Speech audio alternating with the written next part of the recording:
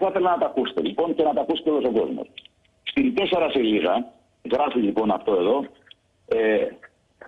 λέει λοιπόν πρώτα απ' όλα, ανέπληκτο πληρεξούσιο διάρκειας για την προσέλκυση κεφαλαίων με σκοπό να υλοποιηθούν επενδύσεις σε έργα υποδομών και εργασίες ανθρωπιστικής βοήθειας.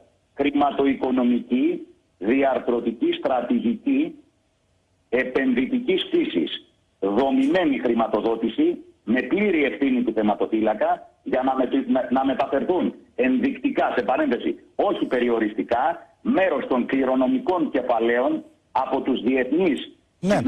Για να μην κουραστείτε τώρα, επειδή εμείς τα έχουμε παρουσιάσει και παγκόσμια πιστωτική ακούστε με, κύριε Καμπόσε. Δεσμευμένα σε θεσμικούς, μητρικούς, καταχωρημένους λογαριασμούς του Ομοσπονδιακού. Επειδή τα έχουμε παρουσιάσει αναλυτικά. Για τους διεθνείς διακανονισμούς. Κύριε Δήμαρχε.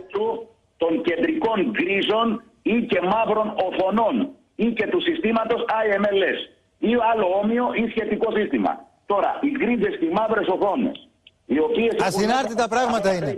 Τα έχουμε δείξει. Κύριε Δήμαρχε, ακούστε με λίγο. Τα έχουμε δείξει πολλές φορές, είναι ασυνάρτητα.